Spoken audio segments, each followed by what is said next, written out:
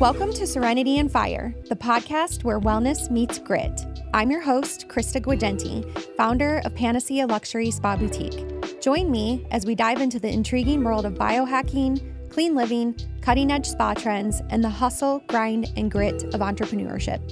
From my personal battles with weight management, infertility, and a 30-year journey to create and launch my dream business, to building a sanctuary for those who have been touched by cancer, I'm here to share real talk, inspire big dreams, and spark a passion for holistic living inside each and every one of you.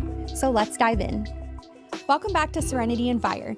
Last week, we did a 101 dive on probiotics and the microbiome. We talked about prebiotics, postbiotics, and also the link to our gut, skin, and brain health when we look at all of these products. This week, I want to do an even deeper dive and look at who needs probiotics and who doesn't. Also, we're going to look at natural versus synthetic options and talk about how you shop for these products, what to look for in the labels. We'll also look at the precautions of taking probiotics and whether or not you can have too many probiotics in your diet. We'll also dive into the science of what's proven and what's not proven. And then lastly, I want to rewind a little bit and talk about the person who maybe didn't breastfeed and how that might have impacted their child's brain development. Does it affect whether or not they have ADHD? And are there things that we can do to impact that ADHD pathway? So who needs probiotics and who doesn't? If you've got a healthy gut and skin in general, you may not need them daily, but certain situations can definitely scream for the need for probiotic support. And one of those is after antibiotic use. Antibiotics unfortunately kill both bad and good bacteria, so probiotics can help repopulate your gut. The American Gastroenterological Association recommends strains like Saccharomyces boulardii or Lactobacillus species for this. And when we look at digestive issues, if you deal with IBS, constipation, or diarrhea, probiotics like Bifidobacterium or Lactobacillus strains may ease symptoms. And when it comes to skin conditions like acne, eczema, or rosacea, probiotics might improve with oral or topical application as they can reduce inflammation and balance the gut-skin axis. And finally, stress, poor diet, or illness can also disrupt your microbiome, and probiotics can definitely help restore that balance. But here's the kicker. Not everyone needs probiotics. If you're healthy, eating a balanced diet, and have no major symptoms, your microbiome might be doing just fine. Overloading on probiotics won't necessarily make you healthier. And if you have a compromised immune system, you should talk to your doctor first, as live bacteria can pose risks. So now that we've gotten through all of that, if you've determined that probiotics are for you, where do you get them? You really have two main options. You can go natural or synthetic. Natural probiotics, again, come from fermented foods, which are packed with live microbes. Some great sources include yogurt and kefir, and you want to look for live and active cultures on the label. Other foods can be sauerkraut and kimchi. These fermented veggies are rich in lactobacillus.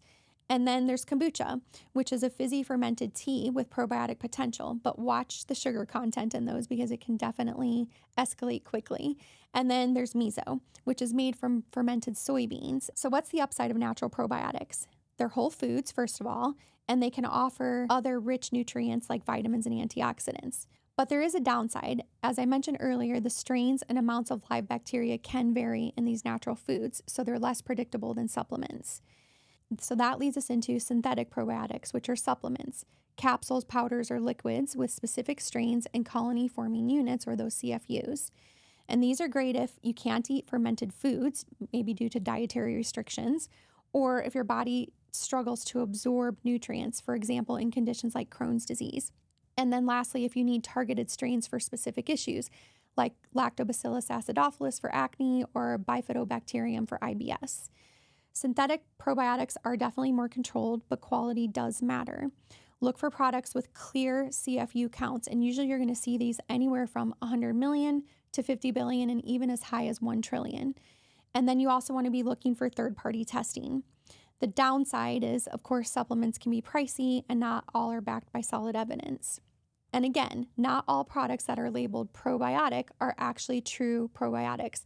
So here's what you want to look for. And I'm going to post this probiotic checklist on the show notes and also on our social pages.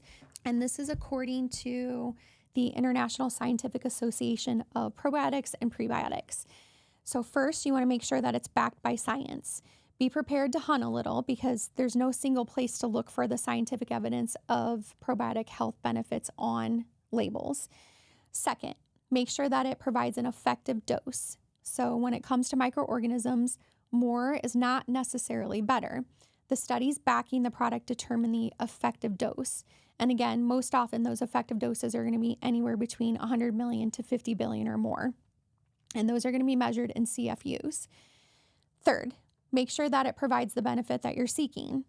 Different probiotic strains have different benefits, ranging from improved aspects of intestinal function to helping you fight off colds. Choose a product with evidence showing it can give you the health benefit that you're actually looking for. And fourth, is it safe for you? For healthy people, probiotics are generally safe to consume, but be sure to follow the instructions on the label. And then lastly, is it labeled properly? So again, you want to be looking for that first, middle, and last name of the microbes. So the genus, the species, and the strain for every microbe in the product. Again, the CFU is the number that tells you how many live microorganisms are in each serving or dose, all the way through to the expiration date, not at the time of manufacture. This is really important because when you, again, are looking at the time of manufacture, that does not account for the decline of the CFU during storage. So really important that you pay attention to that. And then your label should also suggest dose or serving sizes so that you know how much to take for whatever it is that you're trying to get out of the probiotic. And then also it should talk about proper storage conditions. Refrigeration may or may not be necessary. And if you don't store them properly, it can also decrease the effectiveness of the probiotics. A high quality effective probiotic does not have to be naturally found in the human gut. In other words, it doesn't have to be human derived. It also does not have to be able to colonize in the human gastrointestinal tract. In fact, most probiotics do not. And it also does not have to be coated to survive passage through the stomach. They call that enteric coating. That's not necessary in order for it to be a high quality probiotic.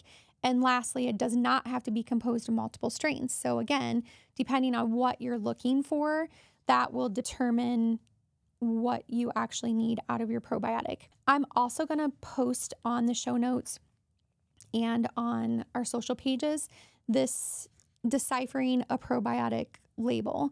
It's a really cool diagram from the International Scientific Association of Probiotics and Prebiotics that shows you exactly what to look for on a label, and it includes all of those things that we just talked about. So we'll make sure that I put that out there for you. Okay, so as we discussed, probiotics aren't a one-size-fits-all. They do vary by age category. So when we're looking at kids, probiotics can help with colic, diarrhea, or eczema, especially in infants. Strains like bifidobacterium are often used in preterm infants to support gut health, but always consult a pediatrician as kids' microbiomes are still developing. When we look at adults, for adults, probiotics can support digestion, immunity, and skin health, especially during stress or after the use of antibiotics. Women can benefit from strains like Lactobacillus acidophilus for vaginal health. And then when we look at seniors, as we age, our gut microbiome diversity decreases, which can lead to inflammation or weaker immunity. Probiotics like Bifidobacterium lactis can boost immune responses, like improving vaccine efficacy for the flu. The key is really consistency because probiotics don't colonize your gut long term, so you need to take them regularly to maintain benefits. Okay, so now that we've gotten through all of that, what about the safety of all of these biotics? According to the International Scientific Association of Probiotics and Prebiotics, typically probiotics have a good safety record from the hundreds of studies completed to date. But here's what you need to know about safety precautions. Are they regulated? There is a common myth out there that probiotics are not regulated, but this is false. Every country has regulations applicable to probiotics, with the regulations depending on the probiotic's intended use. Countries do differ on the exact regulations as well as the enforcement of those regulations in the marketplace. Secondly, are they safe? Probiotics are safe for most people, as shown by a very low rate of unwanted side effects in the studies on probiotics. However, you should talk with a medical professional, as always, before taking probiotics if you suffer from an immune disorder or short bowel syndrome, or if you have a serious illness. You should also check with a medical professional before giving probiotics to an infant, especially a premature infant. And what about abdominal pain? I'm sure some of you have heard that probiotics can cause abdominal pain, but according to ISAP, probiotics really should not lead to extreme abdominal pain or discomfort. And if they do, you should stop taking them.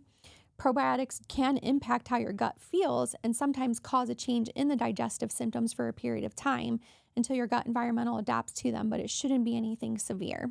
And what about for babies? So not all probiotics are recommended for babies.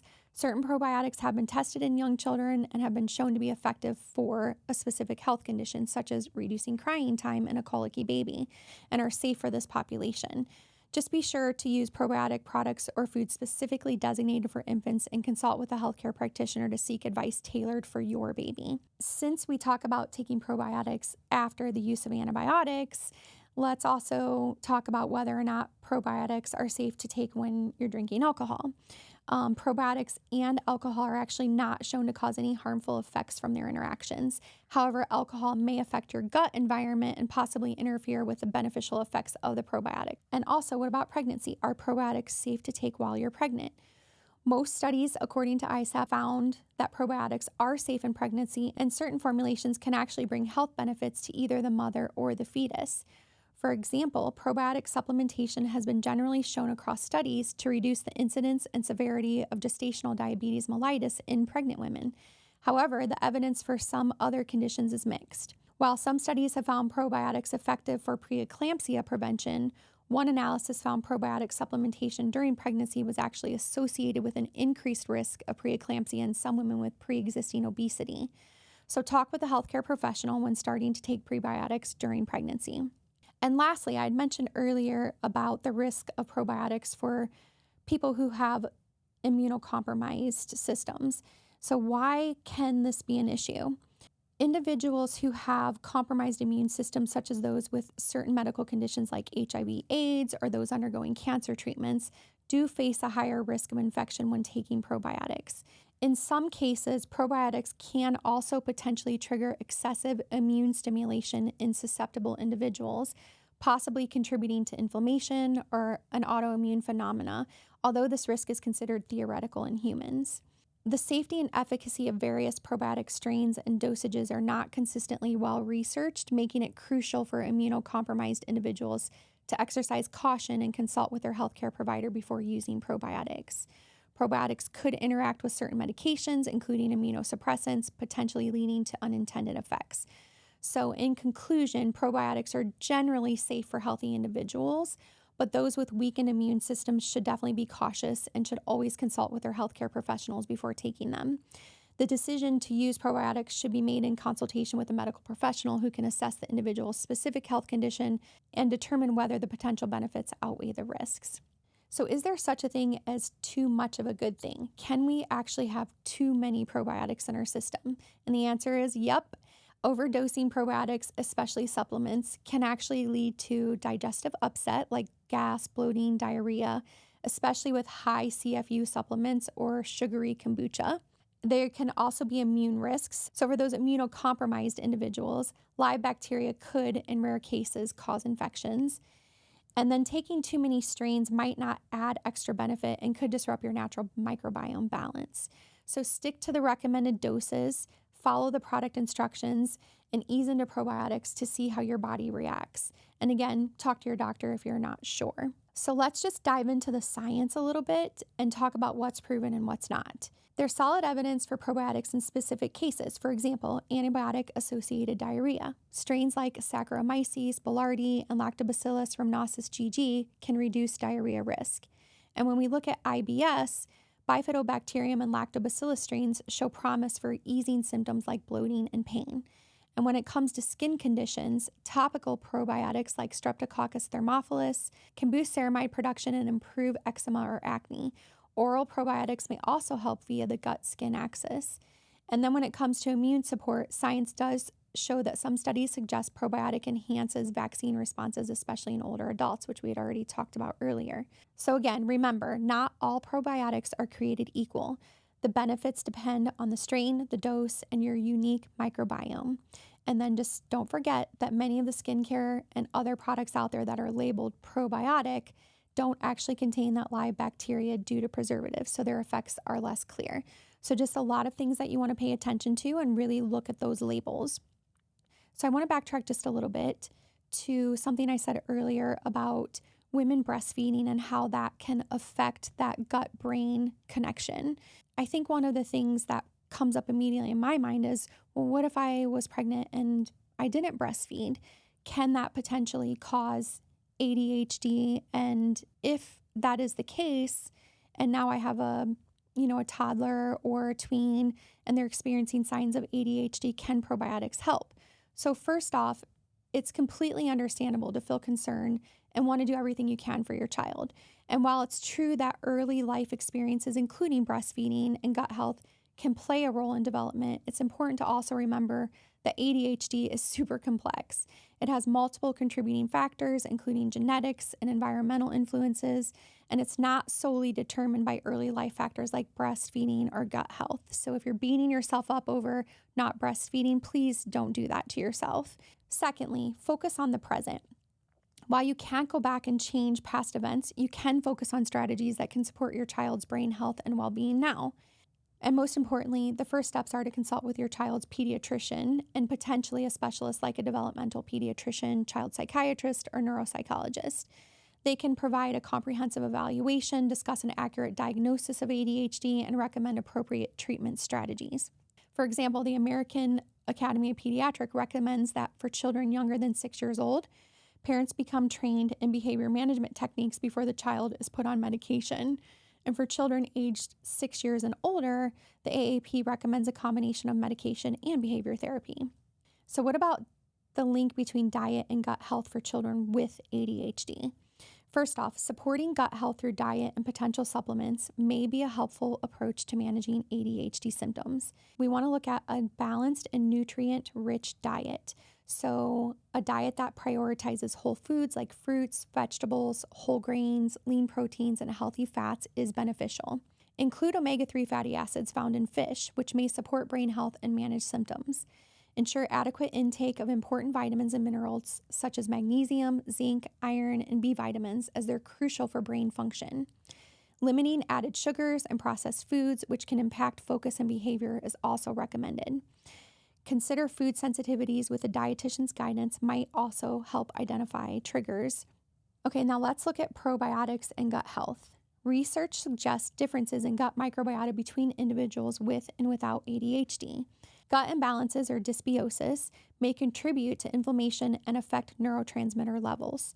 Some studies indicate that certain probiotic strains like lactobacillus and bifidobacterium could help reduce symptom severity.